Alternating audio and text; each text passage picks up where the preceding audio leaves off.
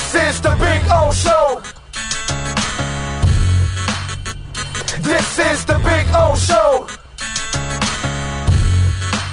All right, Ira, how are you doing, my man? You feeling good? I'm doing good, Big O. I'm on a new computer, so if there's an issue, let me know and I'll get on the old computer. Well, you look good. It looks fine to me, man, but that's good. You got a new computer. There you go. You replaced what is this, like Windows 7 or something? Is that what it is? It's funny. It's like because at my parents' house, my dad still has his old like Windows 1 computer. So this big tree, big box. No, I moved slightly up, but you know what? As you progress in the computer chain, you always get these little glitches, including when I went to sign on to you today. You forget, you lose all your passwords. You lose all your links. So all of a sudden I signed on to you and you get this little message on, on the stream you use. Who are you? And I had to type in my Twitter again and get going. So we're back and hopefully as good as ever. There you go. I like it. So did the Super Bowl halftime show pass your grade? Oh, it blew me away.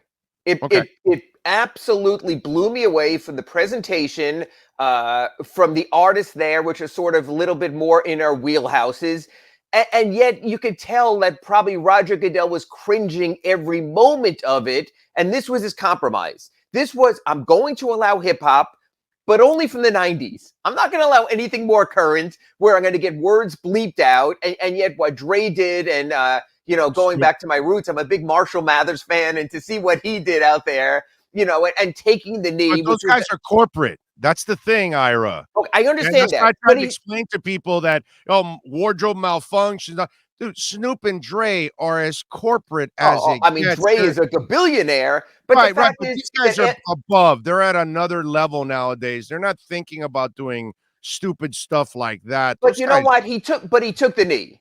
And you know that somewhere that was his statement. And also you had to know the NFL knew it was coming. The one thing I'll say about all this is, and I was listening to your previous segment also about Coach Flores, the NFL tries to put a few subtle things in there to go, hey, we're changing. This is what we're about. No, the NFL is conservative Republican American. That's who they are. That's their sport. I cover the NBA, much more liberal Democratic base. We know we're sort of a divided nation. But the NFL is the white guy that says, no, I'm not racist. I have black friends. Yes.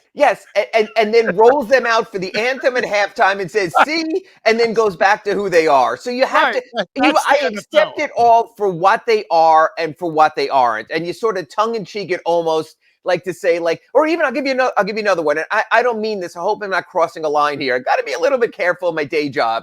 Even when they cut to Roger Goodell at one point, he was sitting next to Russell Wilson. In other words, it was like, there clearly was a moment when the NFL said, okay, cut to commissioner now. This will look good. So you accept that and you move on.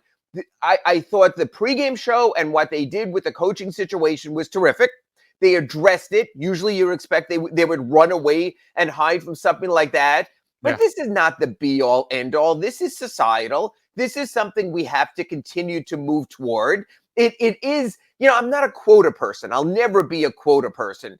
But I understand fairness and equal opportunity there. And I hope we just get to that. And the Rooney Rule, I think, has been more of a joke than a good thing when it comes to don't waste people's time. Don't bring someone in just for the token interview. Bring them in because there is a legitimate, real chance. And it's almost like in my business. I almost wish that HR was in there and would tell people, whether they're in interviewing a Brian Flores or someone else, hey, guys, this isn't the interview you gave candidate A and B or X, Y, and Z. So let's even the playing field. I think that's all you need. I think that would be a much fairer way of doing it. That Mike Tomlin and now Lovie Smith don't wind up standing alone. And it's an awkward look and an unfair situation. Yeah, no, I'm with you there. But going over the halftime show, I thought it was absolutely awesome.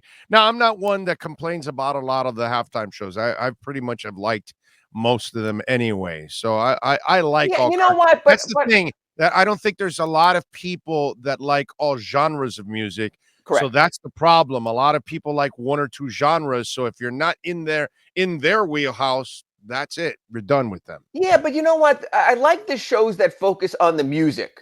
not the showmanship, not the Taylor Swift, not the Katy Amen. Perry's where, you know, and sometimes you're walking around the house during halftime, so you can just enjoy the music. You don't have to be J-Lo visually Shakira planted. was about what you're talking about right there. I'll leave that to you. And but yeah, it's just, you know, I mean, the fact is a lot of it Isn't about is, music. is you know, when they're not launching people from the roof. You know, and I still have, you know, nightmares from my days of following wrestling and what can go wrong there. I enjoy music for music. And I think for the most part, even though the set was spectacular, I think it was the music that drove the halftime show. That was ballsy by Gaga to do that. Okay. I got to give her credit on that. That was good. That was gutsy overall. All right. Heat. They were winning. It was comfortable, but you know, Sean may have hit on something yesterday because I just want you to know this. Crystal Ball shows up to a couple of basketball games. They lose. He was there against the Nets. So yes. I don't know, man. He the crystal ball effect, and it made it a little close there towards the end on that one. Well, I'll credit the victory to Sting, who was fun to see sitting in there in the crowd as well. That's what Sean said. Credit yes, to so Sting. I enjoyed that moment as well. But you know what? It's like Eric Spoelstra said, give me these problems. Give me problems where we have a huge lead, we blow a huge lead, and we still come out with the W, because that's what matters. There was a time in this team's development when Eric Spoelstra would say, and fans, it drove them crazy, it's more about the process. I need to get these young players to learn how to live in the moments. It's not about the win or the loss. It's taking the step forward. He's being candid now. It's about the win. It's about first place. It's about the better seed. It's about playing for championships. So they found a way at the end. Why? Because they got the big boy plays from Kyle Lowry and from PJ Tucker at the moment of truth.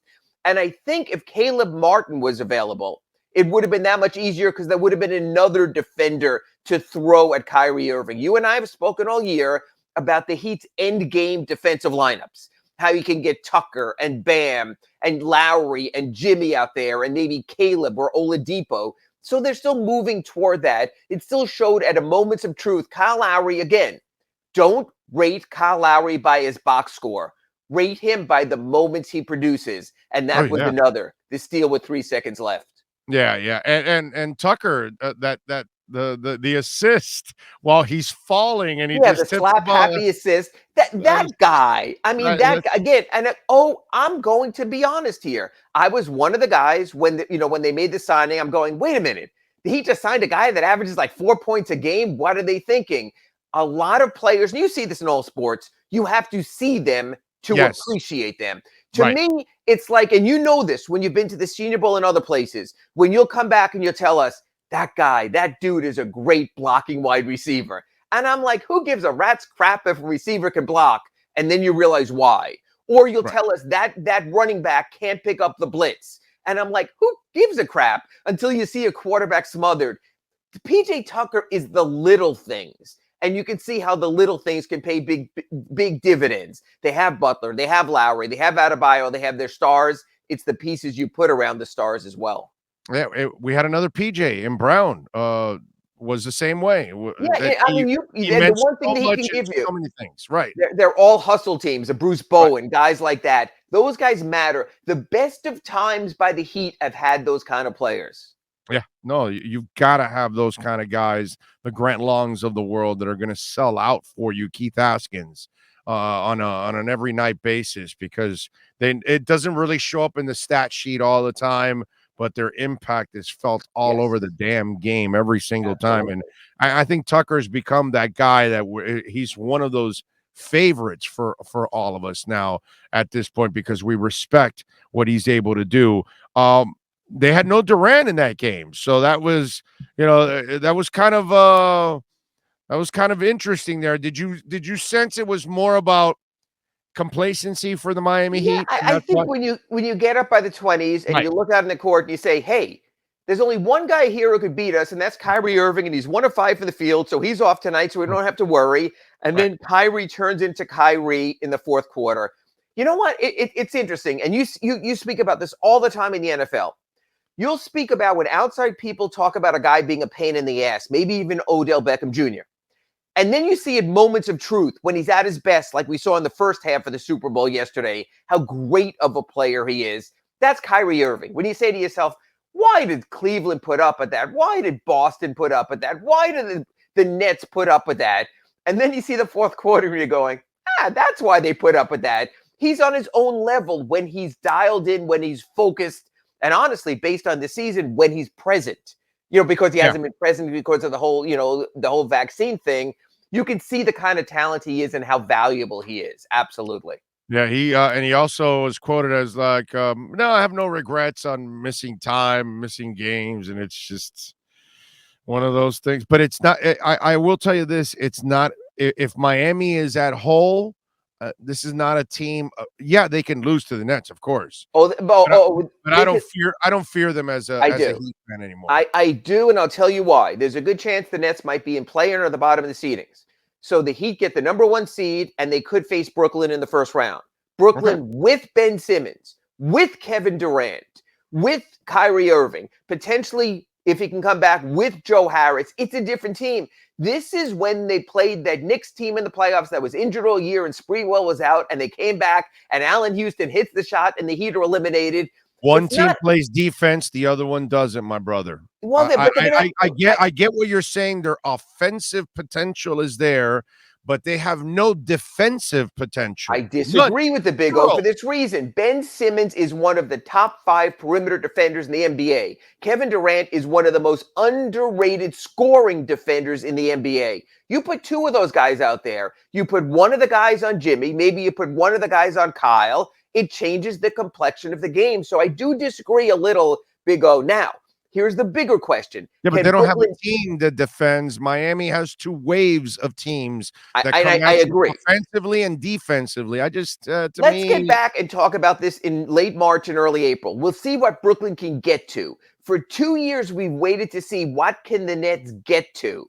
We have to wait on that. I think they can still get to something pretty special, but I have no clue about Ben Simmons because I haven't seen Ben Simmons since last May. That's the other thing. Some of you are waiting for something that's never happened before, and you're waiting for something out of Ben Simmons that's also never happened before, and then all of a sudden we're supposed to maybe possibly expect it.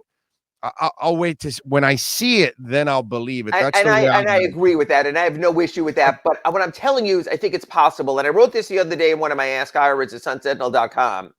Big O, in the first round, he can play conceivably the Nets as the number 1 seed, possibly the Celtics, who you've got to admit have given the Heat trouble over the years with Brown and Tatum. Saw that a little Boston the other day. Had a nice game the other night, yeah. Right, or the Atlanta Hawks. Now, look, the Hawks got to the Eastern Conference Finals last year. If Trae Young is at the top of his game, the East is a bitch. I mean, the East 1 through 8, once they get to those seedings, there's not going to be a night off in the first round, the second round, or the third round. There will in the Western Conference, where you can wind up with the Timberwolves or a play-in team, and it'll be a lot easier. So the Heat are going to have a gauntlet in front of them if they make it to the finals. How would you explain the Atlanta drop-off? Is it something that they kind of figured out on them? Is it something that Atlanta hasn't been as hot as they were last year? How do you look at the Atlanta equation, why they're not as good as they were last year? I think they remind me a lot of what the Knicks are this year also, is that they thought, hey, this is easy. All we have to do is A and B. And then when you become a team that gets on a scouting report and teams try to figure you out, you have to get to the Eric Spoelstra levels, to the D, C, E, F, further down the line. I think teams tend to stall under Nate McMillan, which is why Indiana would be an early playoff out.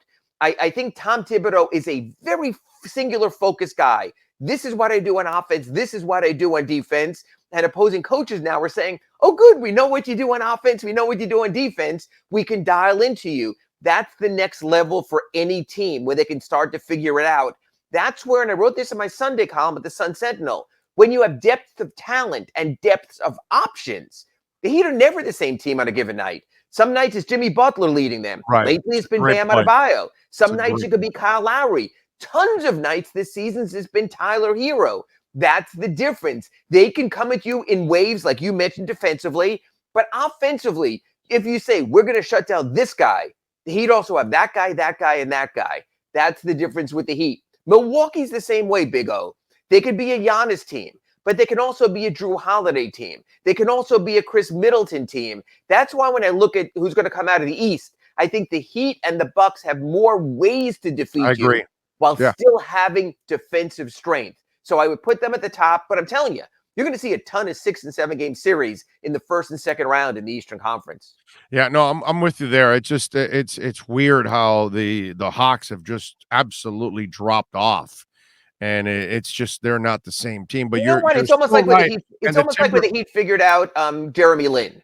Teams are coming around on Right. Trae Young at the moment of truth. Absolutely. Yeah, and the Thibodeau thing, the way you brought it up, you kind of like ignited something in my brain that says Thibodeau's almost the guy that will get you to play hard and get you to play defense. And then after that, I don't know what else, because it's not like he really outthinks you or out schemes No, you. the It's Thibodeau way is about he has to. efforts and Yeah. effort and He has blue to get collar. 100% effort every night from Right. his players. He plays the very tight rotation. He goes Exactly. big minutes like he did with Jimmy in Chicago and Minnesota. It's sort of what Nick Nurse is doing. God bless the Raptors for the season they're having. But if they're only going to go 7 deep, those guys are going to be exhausted come the playoffs. You need the depth of talent. The Heat have shown that.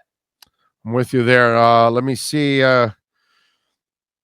I don't know. Okay, as someone who is more of a libertarian, I've noticed race issues have been wedged into the culture war instead of what MLK wanted, where people judge a person on content of character. Liberals and conservatives focus on race. That's Griffin Gaming chiming in on the super chat. I don't know if that's necessarily a question for us. Okay, I don't know. Well, I'll address that on my own. Don't worry about that. Forget about it. I thought it was a question because it came in during our segment here, so I thought maybe it would be something. You know what? Instead of libertarian or everything, I would just say this: I'm an equal opportunist, and I'll leave it at that. That's the way I would look at it too. I'm with you there on that one. I would. And Griffin, thank you for the love on the super chat. All right, they've got Dallas tomorrow, my brother. This team, by the way, they are getting close to 20 games over 500. I mean, they're 37-20. They've won 5 in a row. Right now, the team is playing really, really well. And you know what? Tomorrow's another one of those games where they're going to focus on stopping an individual, Luka Doncic. 91 points in his last 2 games. I think that's a number. It might be a little higher or lower. It's in the 90s his last 2 games. But the Heat have also had 2 days off now to prepare, to scout and report, for Eric Spoelstra to sit there with his video staff. So I think very much after they made the Porzingis trade, that's another team that's sort of a singular team.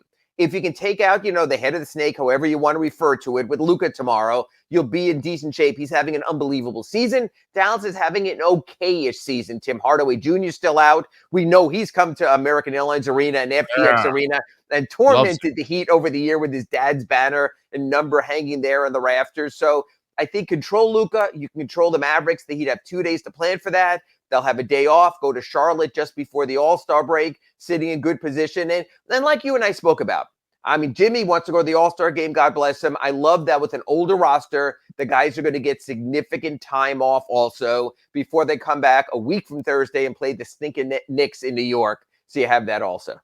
Yeah, it's kind of, I know that everybody else is resting in the NHL, but the Panthers are the best team in the league. So I'm glad that they're also getting rest.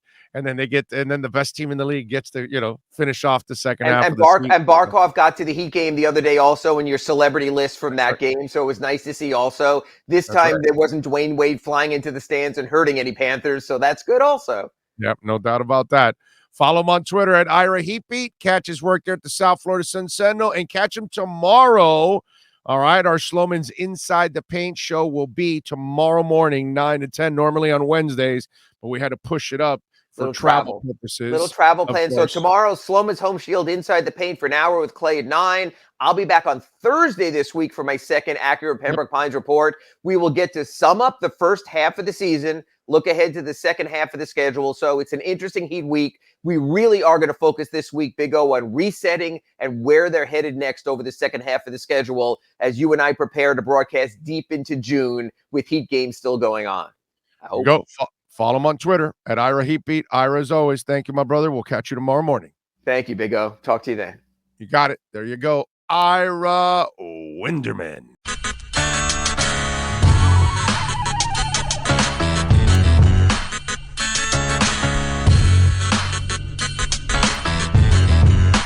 This is the Big O Show.